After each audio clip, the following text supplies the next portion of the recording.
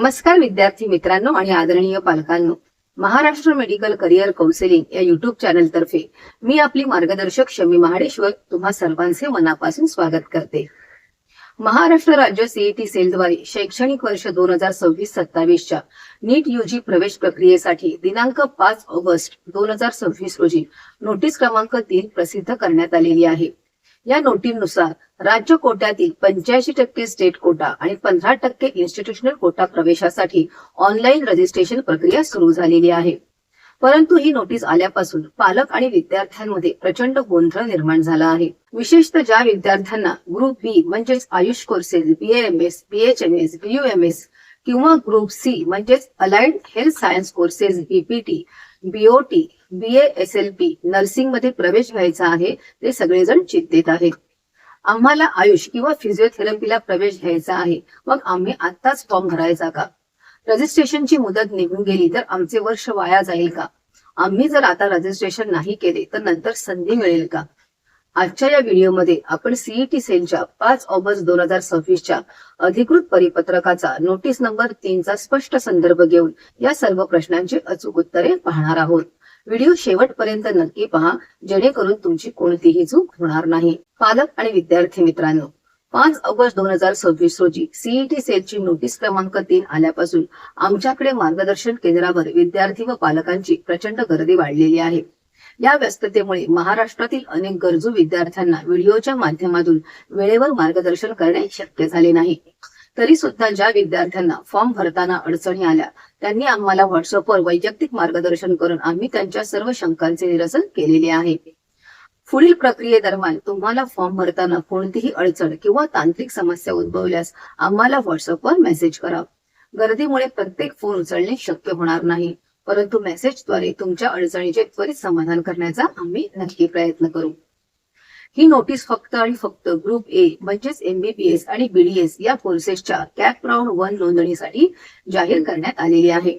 या नोटीस मध्ये वेळापत्रकानुसार ऑनलाईन रजिस्ट्रेशन व सेशन अप्लाय 6 ऑगस्ट 2026 ते 12 ऑगस्ट 2026 रात्री 11:59 वाजेपर्यंत, ऑनलाईन फी पेमेंट 6 ऑगस्ट 2026 ते 13 ऑगस्ट 2026 रात्री 11:59 वाजेपर्यंत, ओरिजिनल कागदपत्रे अपलोड करणे 6 ऑगस्ट 2026 ते 13 ऑगस्ट 2026।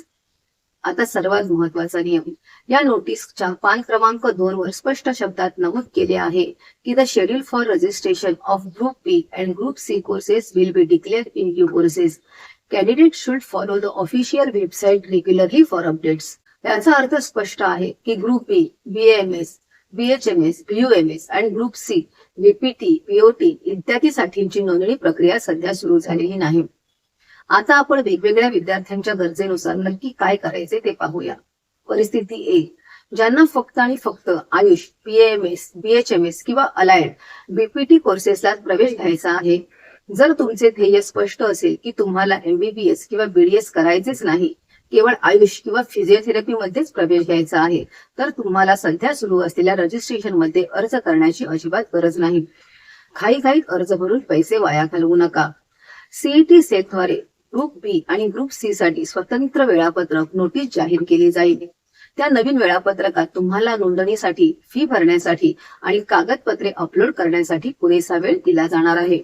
परिस्थिती 2, ज्यांचे प्राधान्य एमबीबीएस, बीडीएस आहे पण बॅकअप म्हणून बीएएमएस, बीपीटी ठेवायचे आहे। जर तुमचा स्कोर असा असेल की एमबीबीएस, बीडीएस मिळण्याची शक्यता आहे किंवा प्रयत्न करायचा आहे, तर तुम्ही आत्ताच चालू असलेल्या प्रक्रियेत रजिस्ट्रेशन 6 ते 12 ऑगस्ट दरम्यान पूर्ण करून घ्या, कारण आता नोंदणी केली तरच तुम्ही एमबीबीएस, बीडीएसच्या पहिल्या फेरीत सहभागी होऊ शकता। विशेष सूचना, पुढे जाऊन सीईटी सेलद्वारे आयुष किंवा अलाइड कोर्सेसची स्वतंत्र विंडो उघडली जाईल, तेव्हा तुम्हाला सीईटी सेलच्या नियमांनुसार पुढील निवड किंवा नोंदणी प्रक्रियेत सहभागी होता येईल। अनेकदा पालक भीतीपोटी किंवा अपुऱ्या माहितीमुळे सायबर कॅफेमध्ये जाऊन घाईघाईत फॉर्म भरतात, पण लक्षात ठेवा, प्रवेश प्रक्रियेत घाई करणे अत्यंत धोकादायक ठरू शकते। चुकीची माहिती किंवा कॅटेगरी निवडणे, सध्याच्या घाईत जर तुम्ही चुकीचा ऑप्शन किंवा चुकीची कॅटेगरी सिलेक्ट केली तर नोटीस मधील नियमांनुसार तुमचा दावा रद्द केला जाऊ शकतो। कागदपत्रांची अपूर्णता, नोटीस क्रमांक 3 मध्ये स्पष्ट नमूद केले आहे की सर्व मूळ कागदपत्रे अपलोड न केल्यास उमेदवाराला आरक्षित वर्गाचा क्लेम कॅटेगरीचा फायदा दिला जाणार नाही आणि त्याला ओपन कॅटेगरी ठरले जाईल किंवा फॉर्म रद्द होईल. प्रवेशामधून थेट बाद होण्याची शक्यता. तुमच्या अर्जात चुकीचे रजिस्ट्रेशन झाले किंवा अपूर्ण माहिती भरली गेली तर तुम्ही थेट प्रवेश प्रक्रियेतून डिस्क्वालिफाय होऊ शकता. त्यामुळे लक्षात ठेवा, सीईटी सेल प्रत्येक ग्रुपला नोंदणीसाठी पूर्ण वेळ देते. त्यामुळे आयुष किंवा अलाइड कोर्सेसच्या विद्यार्थ्यांनी कोणतीही घाई न करता पुढील अधिकृत सूचनेची शांतपणे वाट पाहावी. ग्रुप बी आणि ग्रुप सी च्या नोंदणीला अजून वेळ आहे, तर या उपलब्ध वेळेचा सदुपयोग पालकांनी कशासाठी करावा, तर कागदपत्रांची तयारी पूर्ण ठेवा. 1. नीट UG 2026 ऍडमिट कार्ड व स्कोअर कार्ड. 2. 10वी व 12वीची गुणपत्रके आणि पासिंग सर्टिफिकेट. 3. डोमेसाईल व नॅशनॅलिटी सर्टिफिकेट. 4. जातीचे प्रमाणपत्र, कास्ट सर्टिफिकेट आणि जात वैधता प्रमाणपत्र, कास्ट व्हॅलिडिटी सर्टिफिकेट. ओबीसी SC/BCच्या विद्यार्थ्यांसाठी जात पडताळणी सादर करण्यासाठी काही अटींनुसार मुदत असली तरी मूळ कागदपत्रे तयार ठेवणे हितकारक ठरेल. 5. नॉन क्रिमिलियर सर्टिफिकेट, चालू आर्थिक वर्षासाठी वैध असणारे. 6. EWS सर्टिफिकेट, राज्य शासनाच्या विहित नमुन्यातील महाराष्ट्र शासनाच्या फॉर्मॅटमधील ही सर्व कागदपत्रे ओरिजिनल प्रत आणि स्पष्ट दिसणाऱ्या स्कॅन कॉपीमध्ये 300 KB आत PDF तयार करून ठेवून द्या, जेणेकरून जेव्हा नोटीस येईल तेव्हा तुमची धावपळ होणार नाही. थोडक्यात सांगायचे तर सध्याचे 6 ते 12 ऑगस्टचे रजिस्ट्रेशन फक्त MBBS व BDS ग्रुप ए साठी आहे. BAMS, BHMS, BUMS ग्रुप बी व BPT, BOT ग्रुप सी साठी स्वतंत्र वेळापत्रक लवकरच सीईटी सेलच्या वेबसाईटवर येईल. पालकांनी अजिबात घाबरून जाऊ नये किंवा घाईघाई चुकीचे फॉर्म भरू नयेत. कोणत्याही सोशल मीडियावरील अफवांवर विश्वास ठेवू नका. रोज नियमितपणे सीईटी सेलच्या www.mahaCET.org या अधिकृत वेबसाईटला भेट द्या किंवा आमच्या चॅनलला फॉलो करत राहा. वैद्यकीय प्रवेश प्रक्रियेतील प्रत्येक टप्प्याचे अचूक, विश्वासार्ह आणि सोप्या भाषेतील अपडेट मिळवण्यासाठी आमच्या महाराष्ट्र मेडिकल करिअर काउन्सिलिंग या युट्यूब चॅनलला सबस्क्राईब करा आणि हा व्हिडिओ इतर गरजू विद्यार्थी व पालकांपर्यंत नक्की शेअर करा. लक्षात ठेवा, वैद्यकीय प्रवेश प्रक्रियेत काउन्सिलिंग दरम्यान झालेली एक लहानशी चूक सुद्धा तुमचे संपूर्ण वर्ष वाया घालवू शकते.